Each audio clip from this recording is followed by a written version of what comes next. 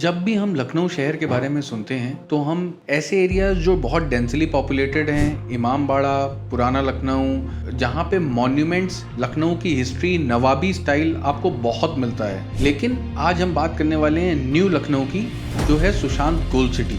यहाँ पे आपको plan development, dedicated commercial spaces, wide roads, malls, लेकिन ये सब एक प्राइवेट डेवलपर ने बनाया है। तो चलिए आज समझते हैं इस डेवलपमेंट के एडवांटेजेस और डिसएडवांटेजेस।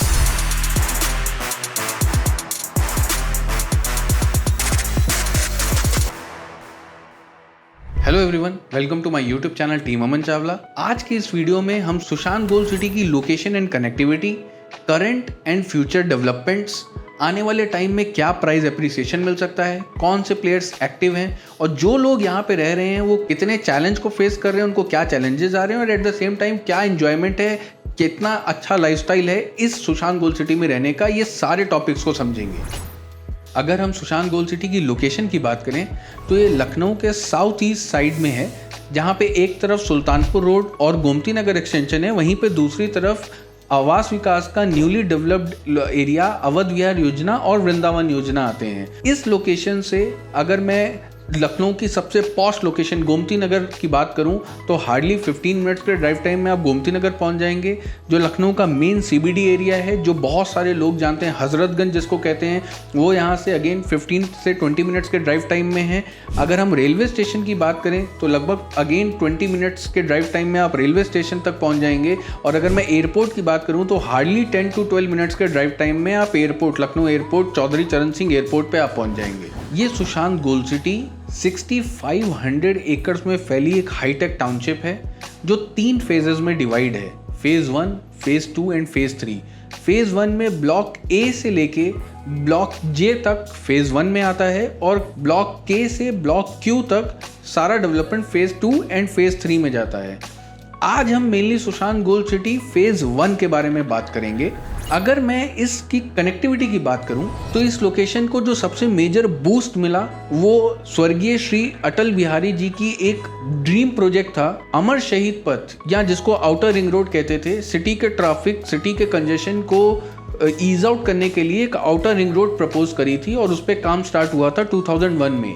इनिशियली शहीद पथ का प्रोजेक्ट 2004 तक कंप्लीट हो जाना था और ये शहीद पथ का प्रोजेक्ट 2012 में कंप्लीट हुआ। और इसी दौरान अर्ली 2000 में सुशांत गोल्ड सिटी का भी लैंड एक्विजिशंस और ये प्रोजेक्ट के लॉन्चेस हुए और इसमें विलास के, प्लॉट के, ग्रुप हाउसिंग के, होटल्स के, मॉल्स के, रेस्टोरेंट के, कमर्शियल ऑफिस स्पेसेस के, इन सभी का डेवलपमेंट इस हाईटेक टाउनशिप में स्टार्ट हुआ। अगर मैं ये कहूँ तो गलत नहीं होगा कि अगर सुशांत गोल्ड सिटी को अमर शहीद पथ जैसी कनेक्टिविटी नहीं मिलती तो आज जिस हम न्यू लखनऊ की बात करते हैं उसका डेवलपमेंट हो ही नहीं पाया होता और कभी सुशांत गोल्ड सिटी जितना आज प्रॉस्पर और जितना आज ग्रोथ मिला है इस एरिया को, जितना डेवलपमेंट आया है, इसका 10% डेवलपमेंट भी इस एरिया में, इस टाउनशिप पे नहीं आ पाया होता।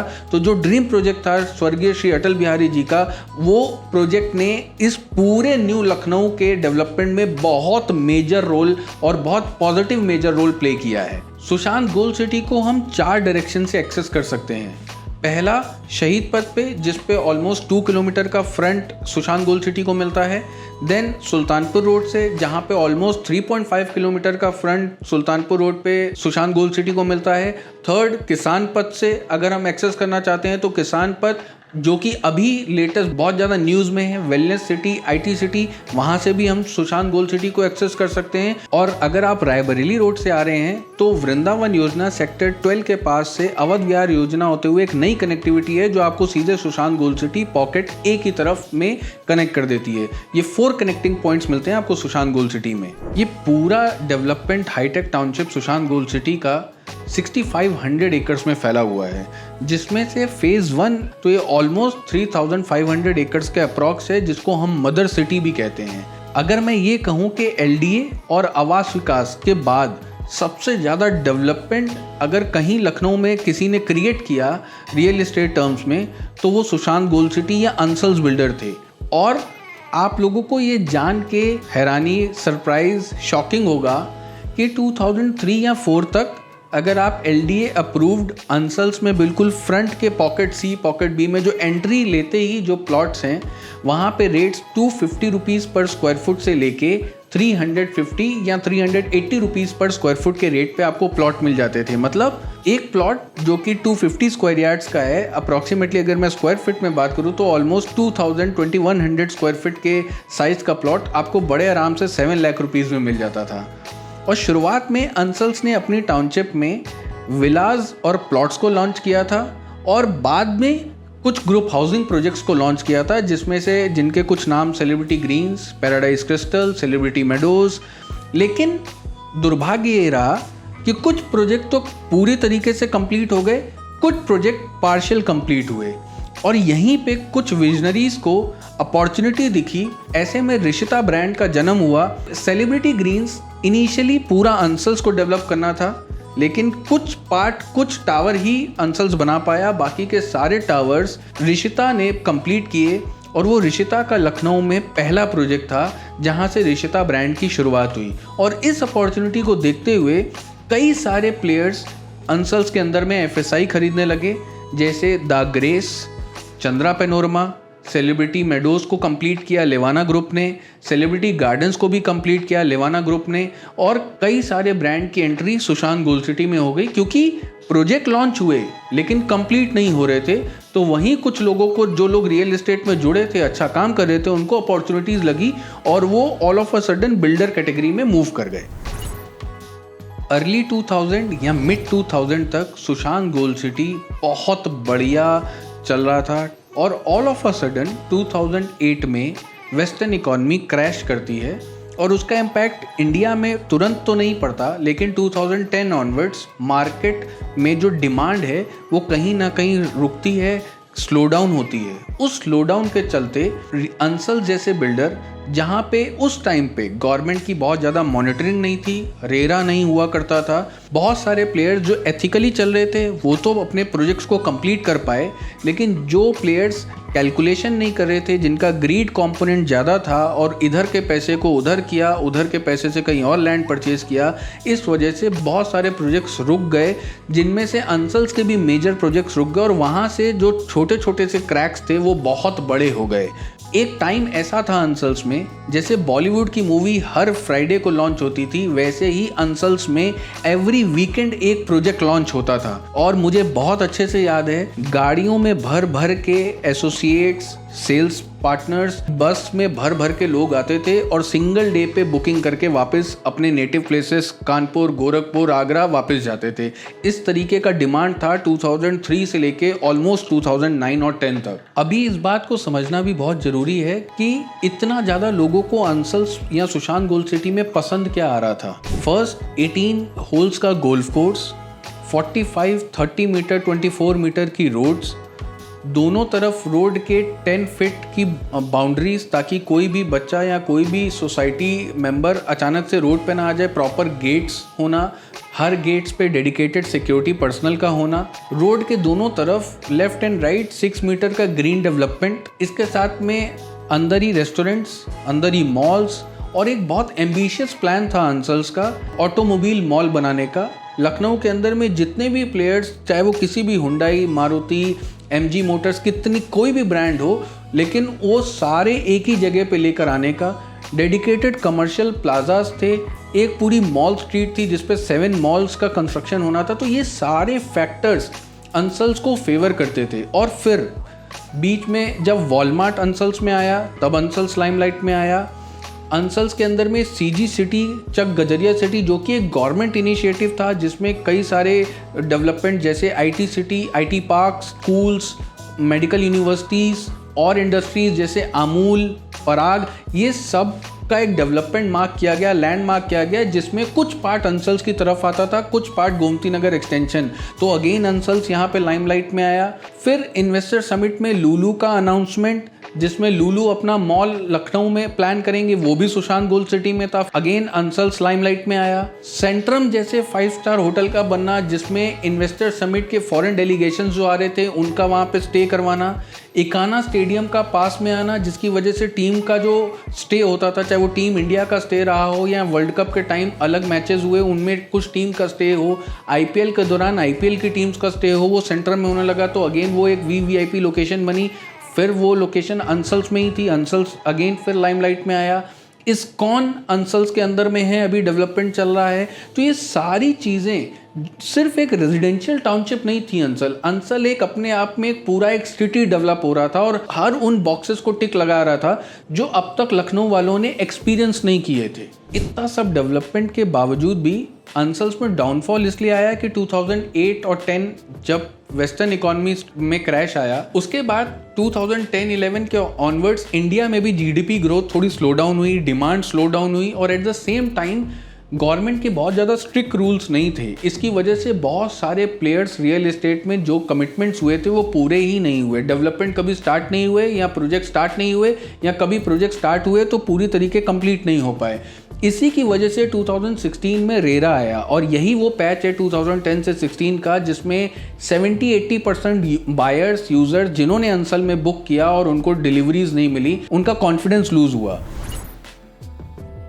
जो ब्रांड्स अंसल्स के पोटेंशियल को समझ रहे थे, कनेक्टिविटी जो स्ट्रांग हो रही थी, गवर्नमेंट के प्रोजेक्ट्स जो प्लान अनाउंस हो रहे थे इनको समझ रहे थे, उसमें प्रोएक्टिवली अगर सबसे बड़ा ब्रांड सबसे पहले एक्टिव हुआ वो रिशिता ग्रुप है। जो रिशिता मलबरी हाइट्स प्रोजेक्ट अपना प्लान किया उन्होंने अंसल्स के अंदर में ऑलमोस्ट 16 एकड़्स का पैच एक्वायर किया।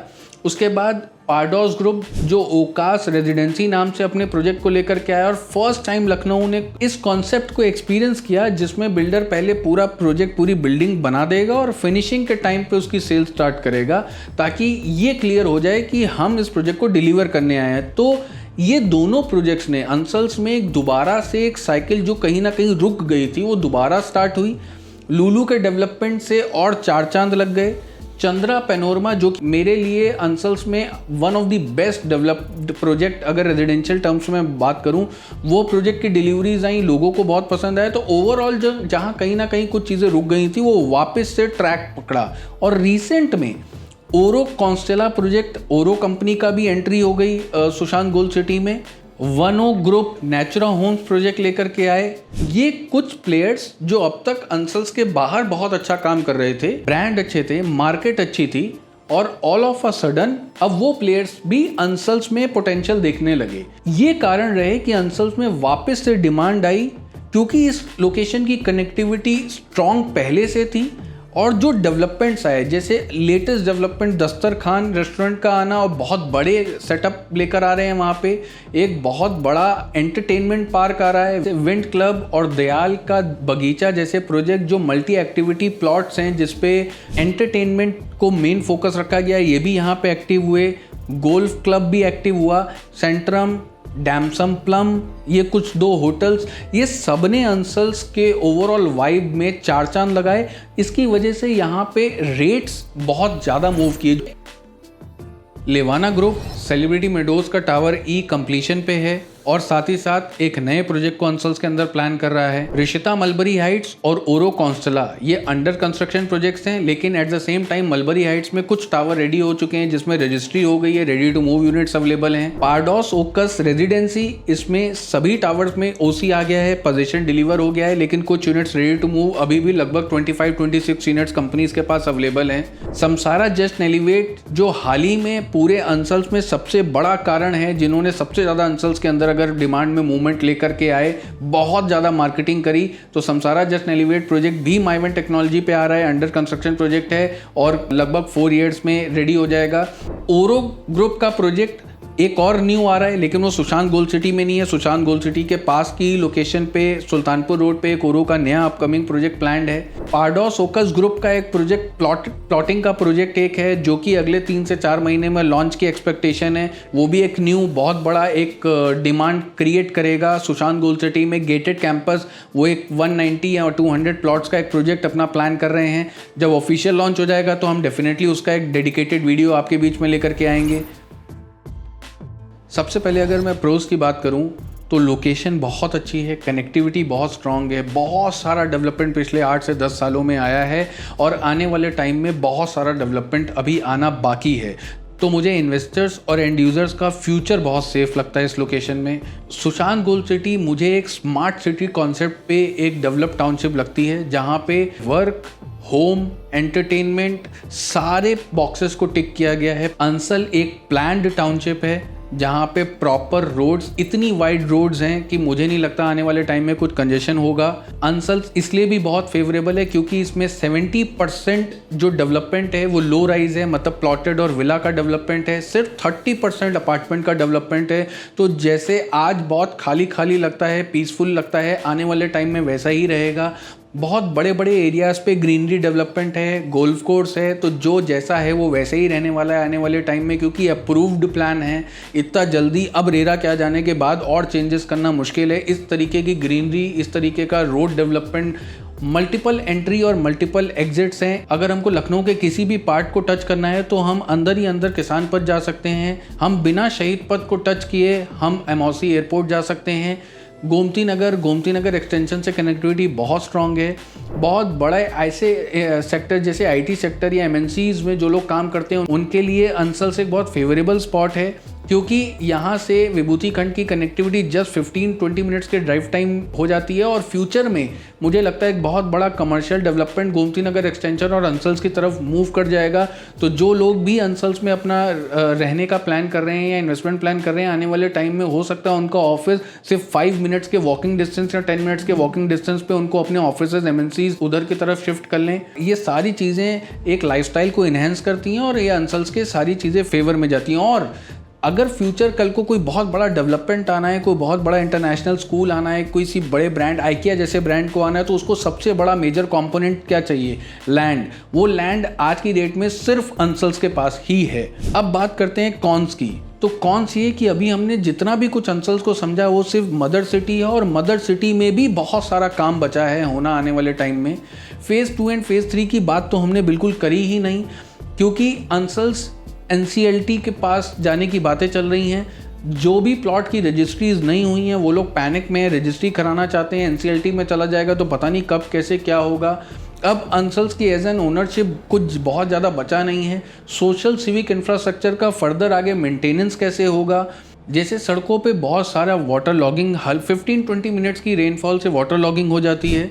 और अंसल इतना कॉम्प्लेक्स है, बहुत सारे गांव अनएक्वायर्ड हैं। अचानक से 45 मीटर के रोड पे बीच में कोई पैच आ गया, फिर से रोड आ गई। इन सारे प्रॉब्लम डिस्प्यूट्स का, इतने मल्टीपल डिस्प्यूट्स हैं गवर्नमेंट डिपार्टमेंट से किसानों के साथ, जो ये डिस्प्यूट्स हैं वो कैसे और कब सॉल्व होंगे? और फाइनली इस टाउनशिप को आने वाले टाइम में कब नगर निगम या गवर्नमेंट अंडरटेक करेगी? क्योंकि जब गवर्नमेंट अंडरटेक करेगी तभी यहाँ पे जो बहुत सारे डिस्प्यूट्स हैं वो धीरे धीरे सॉल्व होंगे। ये कब होगा और क्या इसके लिए जो वहाँ के रेजिडेंट्स हैं उनको कोई कॉस्ट बियर करनी पड़ेगी और कितना टाइम वेट करना पड़ेगा? ये एक बहुत बड़ा क्वेश्चन, और ये बहुत बड़ा कौन है सुशांत गोल्ड सिटी के साथ आज भी। लेकिन एट द सेम टाइम मुझे यहीं पे एक बहुत बड़ा अपॉर्चुनिटी भी दिखता है। जिस लोकेशन से एयरपोर्ट की कनेक्टिविटी 15 मिनट्स हो, जिस लोकेशन से हज़रतगंज, गोमती नगर एक्सटेंशन, इन सभी लोकेशंस की कनेक्टिविटी 10 to 15 मिनट्स हो, और रेट्स आज भी 8,000 से 10,000 रुपीज़ पर स्क्वायर फुट सुनने में मिल रहे हों। आपको सुन के हैरानी हो रही होगी, लेकिन लखनऊ से 15-20 किलोमीटर्स दूर जो लैंड एक्विजिशंस हो रहे हैं, 2 करोड़ 1 करोड़ 40 लाख रुपीस बीघा में जो बिल्डर अभी लैंड परचेज कर रहे हैं, वेलनेस सिटी से भी 10 किलोमीटर 8 किलोमीटर आगे करोड़ों में लैंड चली गई है। तो जो आने वाले फ्यूचर लॉन्चेस होंगे वो 5,000 से 7,000 रुपीज़ पर स्क्वायर फुट से नीचे नहीं हो सकते आज की डेट में। और अंसल जैसी लोकेशन में अगर 8,000 9,000 के रेट पे अगर प्लॉट्स के ऑप्शन मिल रहे हैं, तो मेरा ये एक्सपेक्टेशन है जैसे जैसे ये प्रॉब्लम्स आने वाले टाइम में सॉल्व होंगी, क्योंकि प्रॉब्लम्स आज से 12-15 साल पहले बहुत ज़्यादा थी, अब थोड़ी कम हुई हैं और अगले 10 सालों में और कम होंगी। तो जैसे जैसे ये प्रॉब्लम्स डाउन जाएंगी वैसे वैसे ये प्राइस का ग्राफ और ऊपर जाएगा। तो मुझे लगता है कि आने वाले टाइम में चाहे अच्छे अपार्टमेंट्स हों, चाहे विलाज हों, चाहे अच्छे प्लॉट्स हों, अगर अच्छी लोकेशन और अच्छी पॉकेट्स में हैं, स्पेशली मदर सिटी अगर मैं बात करूं फेज़ 1 में है, तो मुझे ऐसा लगता है कि बहुत पोटेंशियल है और प्राइस का एप्रिसिएशन यहाँ से भी डबल होने का दम रखता है अगले 5 से 7-8 सालों में। और अगर आपका रिस्क बीटा, आप थोड़ा हाई रिस्क टेकिंग कैपेसिटी अगर आपकी है, तो आपके लिए फेज़ 2 अंसल्स का वो भी एक बहुत स्ट्रॉन्ग प्रोपोजिशन है। सोच समझ के रजिस्टर्ड प्लॉट लें, अनरजिस्टर्ड ज़्यादा लालच के चक्कर में सस्ते के पीछे मत जाएं।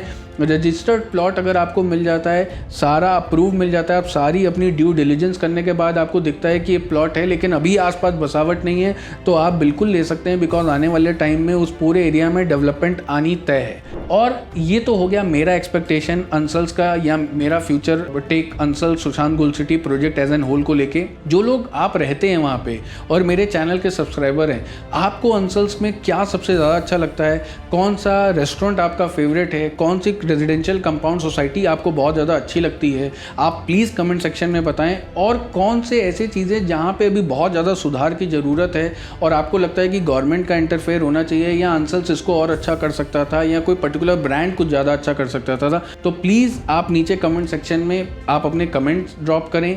आप इस तरीके का वीडियो को पसंद करते हैं और पर्टिकुलर लोकेशंस के बारे में समझना चाहते हैं तो ज़रूर हमको बताएं। इंस्टाग्राम पे भी जाके आप हमारे पेज को फॉलो कर सकते हैं। और अगर आपकी कोई क्वेरी है रियल एस्टेट से रिलेटेड, सेल से रिलेटेड आपका कुछ क्वेरी है या डाउट है, तो आप हमारे साथ नीचे दिए गए नंबर पर कनेक्ट करके डायरेक्ट हमसे बात कर सकते हैं। उम्मीद कर रहा हूँ ये वीडियो पसंद आया होगा। अगर पसंद आया तो प्लीज़ वीडियो को लाइक करिए, चैनल को सब्सक्राइब करिए और अपना प्यार यूं ही बनाए रखिए। Thank you so much.